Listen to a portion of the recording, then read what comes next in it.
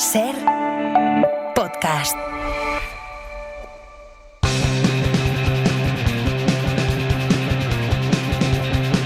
Hoy por Hoy Magazine.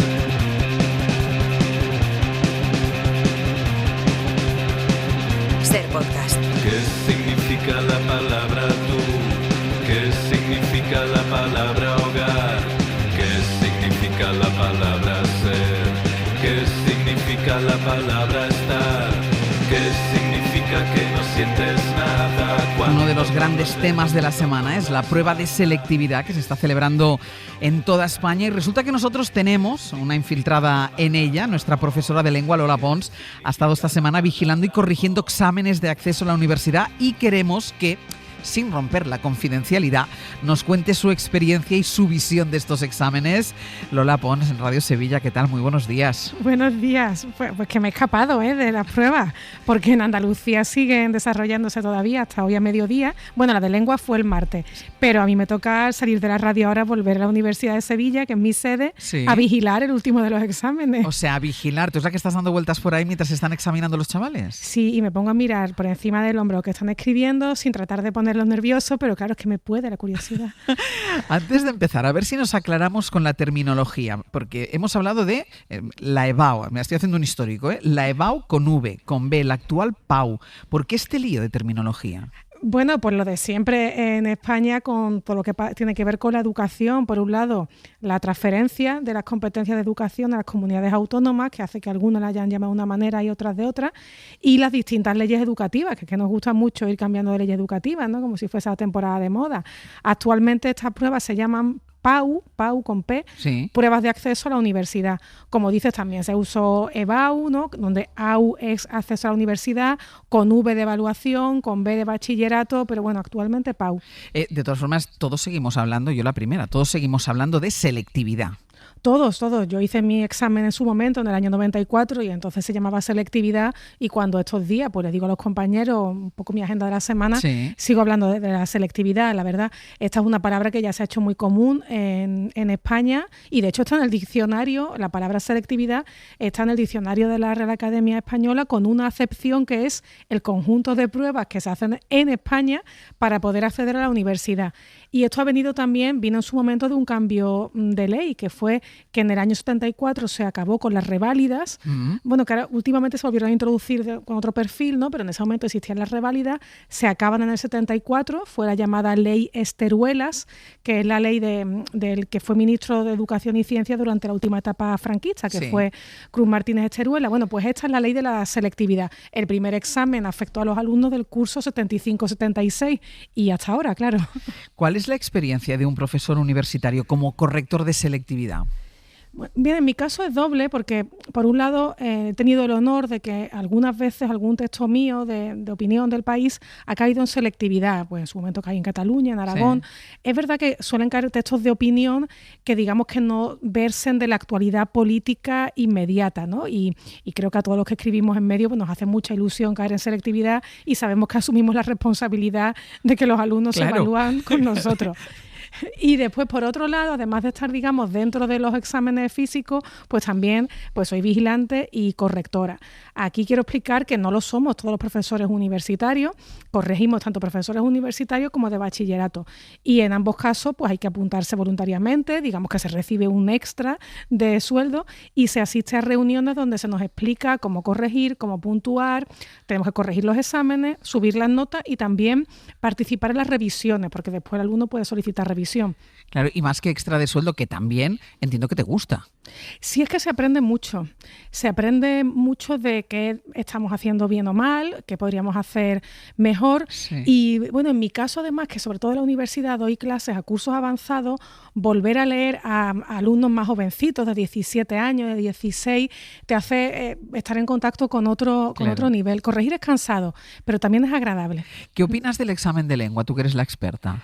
Bueno, por una parte el examen de lengua incluye dentro también literatura, porque en todas las comunidades autónomas hay lecturas obligatorias que son diferentes, claro, pues en Andalucía, por ejemplo, han ido variando, pues ahora este año han preguntado por El cuarto de atrás, de Carmen Martín Gaite, es un clásico, El árbol de la ciencia, va cambiando con el tiempo. Y el examen de lengua y literatura, en los últimos años ha querido ser reformado buscando un carácter menos memorístico, o como se dice ahora también, más competencial. Bueno, a mí esto me crea algunas dudas porque yo veo que los alumnos actualmente analizan frases, o sea, tipo sujeto, predicado, etcétera, ¿no? Sí.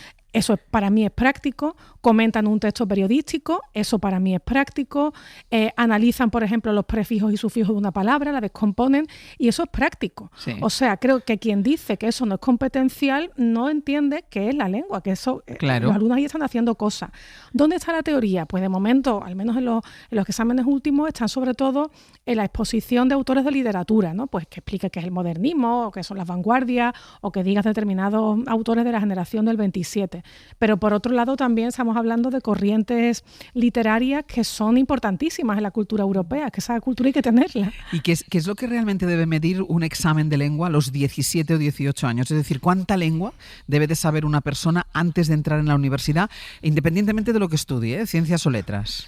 Bien, sí, eso que dices es importante porque este examen lo hacen todos los estudiantes. Estudien lo que vayan a estudiar después. Yo creo que un examen de este tipo te debe obligar a saber, haber leído, haber conocido los nombres de grandes obras de nuestra literatura, saber terminología gramatical, de análisis de palabras, saber analizar frases o descomponer palabras, pero sabiendo que la mayoría de esos estudiantes no van a ser filólogos ni académicos de la lengua. Yo ya he dicho muchas veces, una vez lo he puesto por escrito, y bueno, estas cosas siempre suscitan polémica, que para mí hay una gran diferencia entre primaria y secundaria. Y creo que la primaria es una etapa de aprender a leer bien y a escribir y a expresarse. Ahora, en secundaria y en bachillerato sí que creo que hay que saber analizar frases porque es arquitectura del idioma y me gusta sobre todo que sean frases sacadas de textos reales, no frases inventadas para ver si te pillo ni absolutamente complejas para un especialista, o sea, que hay que nivelar bien. Mira, te preguntaba esto porque en las redes ha sido criticado el nivel de dificultad que ha tenido alguna pregunta de lengua del examen de Extremadura. Esta era la frase: se dedica mucho tiempo a las armas, pero buena parte de ese tiempo no se emplea en incrementar su letalidad, sino en hacerlas más bonitas. ¿Qué te parece? A mí me parece una frase muy compleja. Muy compleja. Quienes ponen los exámenes son compañeros de cada comunidad, pues en general son profesores universitarios. Yo no sé qué criterio se ha seguido para elegir esta frase, pero en mi opinión exige un conocimiento de sintaxis que es propio de una asignatura de filología, de sintaxis española de filología, pero que en segundo de bachillerato creo que es excesivo. Y esto tiene una consecuencia.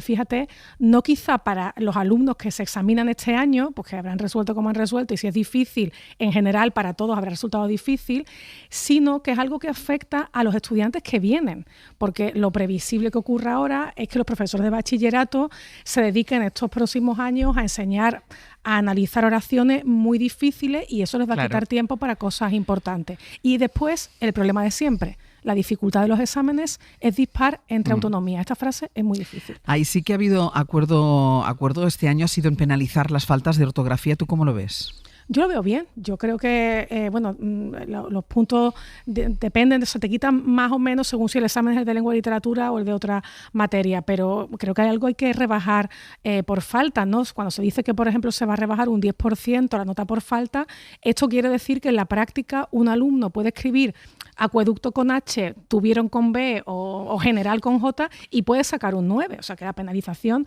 no es tanta. Pero yo insisto en algo que decimos mucho en estas píldoras de cada jueves, que la lengua es una asignatura, sí, pero que no es solo una asignatura, porque hay un examen que es el de historia de la filosofía, por ejemplo, o un examen de biología. El alumno que no sabe exponer de forma coherente una idea, ¿cómo va a sacar adelante la exposición de que defiende Platón en filosofía? El que es desastroso describiendo lo que ve. ¿Cómo va a explicar bien la célula que ve ahí en la figura del examen? ¿Has empezado a corregir ya? Yo empecé a corregir ayer y siento una gran responsabilidad por esto. Tú piensas que la palabra examen lo que significa es el fiel de la balanza, la acción de pesar, y ahí estoy sopesando, porque los alumnos se juegan mucho. Claro, es que es una gran responsabilidad. El futuro de algunos chavales está en tus manos, Lola Lola Pons. Muchísimas gracias. Gracias a vosotros. Un beso. Hasta pronto. Para no perderte ningún episodio, síguenos en la aplicación o la web de la SER, Podium Podcast o tu plataforma de audio favorita.